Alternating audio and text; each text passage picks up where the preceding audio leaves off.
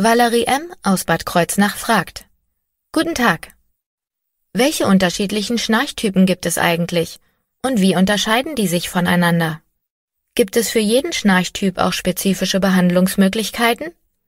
Danke Ihnen für die Antworten. Hallo Valerie, danke für diese Frage. Ein sehr wichtiges Thema.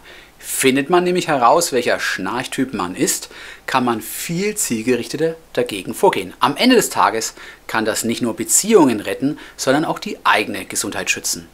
Denn nicht jedes Schnarchen ist nur eine Lärmbelästigung. Hinter dem Schnarchen kann sich auch eine gefährliche Krankheit verstecken. Doch dazu dann später mehr. Das Tückische beim Schnarchen ist letztlich, dass der Lärmverursacher sich der Problematik nicht bewusst ist. Er hat vermeintlich gar kein Problem. Er hört ja sein Schnarchen nicht selbst. Das Problem hat der Bettpartner, der die Lärmbelästigung ertragen muss. Deswegen hier gleich ein ganz wichtiger Tipp.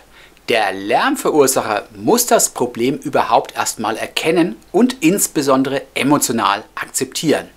Wie schaffen Sie das? Nehmen Sie einfach das Schnarchen Ihres Partners auf.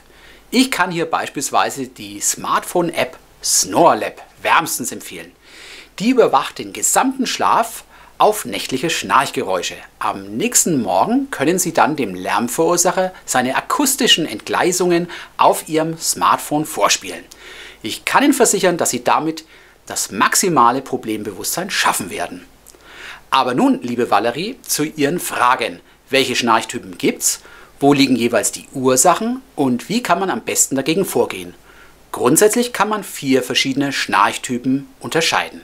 Gehen wir sie nun der Reihe nach durch. Typ 1, der Nasenschnarcher. Beim Nasenschnarchen liegt die Ursache, wie der Name schon vermuten lässt, in einer anatomischen Verengung der Nasenwege. Das liegt häufig an einer schiefen oder verkrümmten Nasenscheidewand, fachchinesisch auch Septumdeviation genannt. Aber auch vergrößerte Nasenmuscheln können den Luftstrom behindern und somit das Entstehen von Schnarchgeräuschen begünstigen. Die genannten Faktoren lassen sich am besten über einen HNO-Arzt abklären. Falls die Ursache wirklich in den genannten anatomischen Anomalien liegt, würde der Hals-Nasen-Ohrenarzt auch die entsprechend zielgerichteten operativen Therapien vorschlagen, um das Problem zu lösen. Bei einer Septumdeviation wäre eine operative Begradigung der Nasenscheidewand die Lösung und bei vergrößerten Nasenmuscheln eine entsprechende operative Verkleinerung der Nasenmuscheln. Wenn die Nasenatmung jedoch nur durch eine geringe anatomische Verengung verschlechtert ist, können Sie versuchen, die Nasenlöcher mit Hilfe eines Nasenspreizers oder eines Nasenpflasters zu weiten. Es gibt aber auch vorübergehende Auslöser für das Nasenschnarchen, wie zum Beispiel Allergien oder eine Erkältung.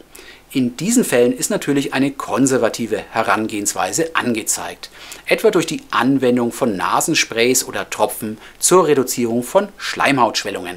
Auch eine Nasenspülung ist ein guter Tipp und hilft, die Nasenhöhle von Schleim zu befreien. Wie können Sie feststellen, ob Sie ein Nasenschnarcher sind? Am einfachsten ist es, darauf zu achten, ob Sie am Morgen nach dem Aufstehen einen trockenen Mund haben. Ist das der Fall, haben Sie vermutlich nachts durch den Mund geatmet, anstatt durch die Nase. Aber auch ein schlechter Atem oder Kopfschmerzen am Morgen sind ein ziemlich sicherer Indikator für das Nasenschnarchen. Nicht ganz so einfach ist es, das Nasenschnarchen akustisch zu erkennen. Es ist ziemlich gleichmäßig und zeichnet sich durch ein rumpelndes oder grunzendes Geräusch aus. Typ 2, der Zungenschnarcher. Beim Zungenschnarchen ist die Zunge für die Schnarchgeräusche verantwortlich. Allerdings nicht, wie häufig behauptet wird, weil das Zungengewebe im Schlaf erschlafft, das ist ja bei jedem Menschen so, sondern weil die Position der Zunge während des Schlafens den Luftweg einengt. Konkret geht es um eine rückwärtige Verlagerung der Zunge im Schlaf. Ursächlich ist hier meist eine Kieferrücklage, besonders eine Rücklage des Unterkiefers. Das wird leicht verständlich, wenn man sich vor Augen führt, dass die Zunge ja am Unterkiefer angewachsen ist. Die Rücklage der Kiefer bedingt also eine Einengung des Luftwegs, was dann zu den nervigen Schnarchgeräuschen führt. Diese sind übrigens dadurch zu erkennen, dass sie in Schüben auftreten und ihre Tonlage recht hoch ist.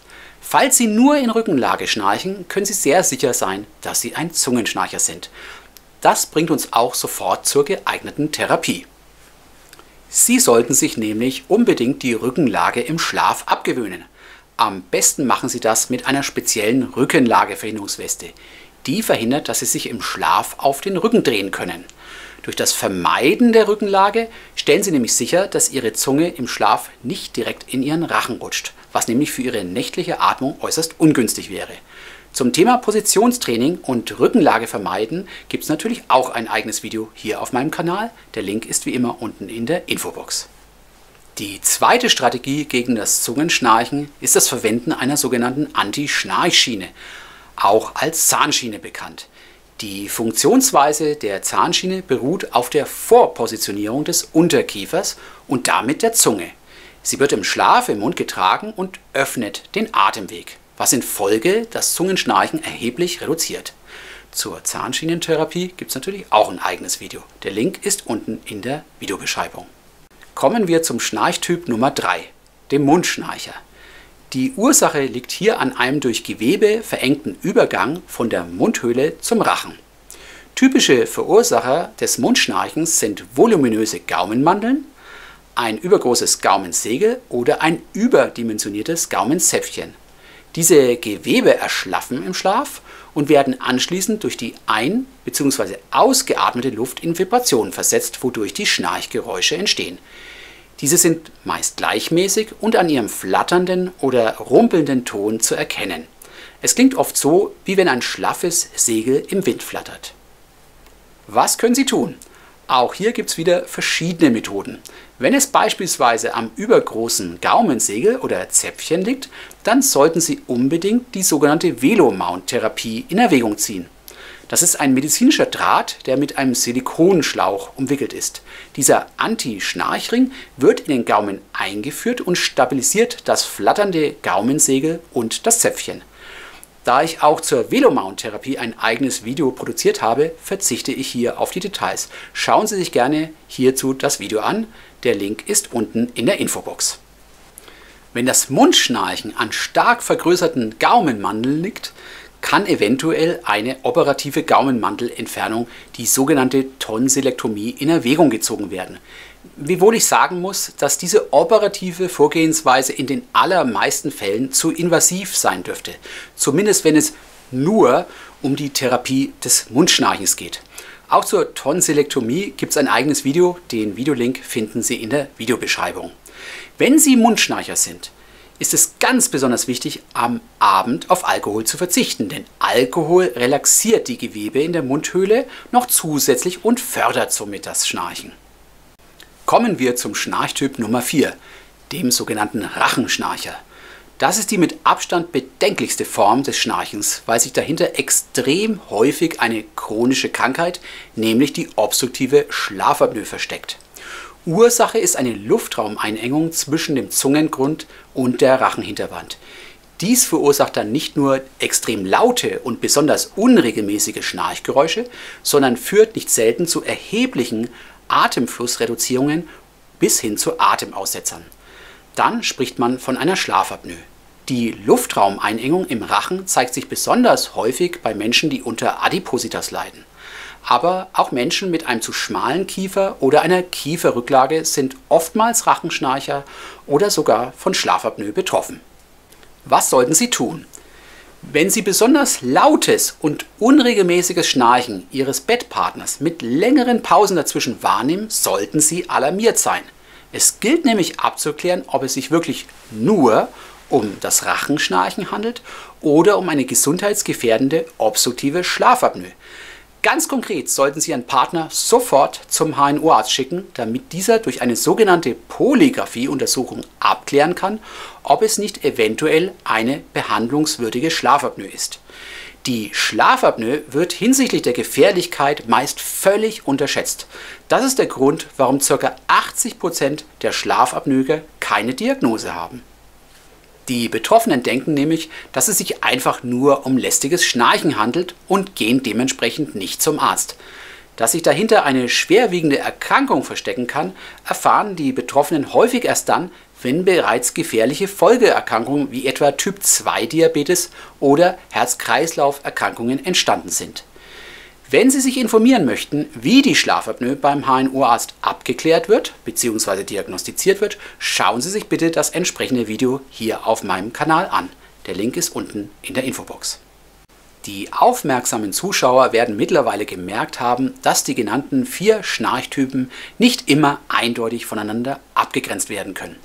Das ist leider völlig normal, weil die Ursachen des Schnarchens multikausal sind. Es gibt also oft mehrere Ursachen für das Schnarchen. Ein Nasenschnarcher kann zum Beispiel gleichzeitig auch ein Mundschnarcher sein.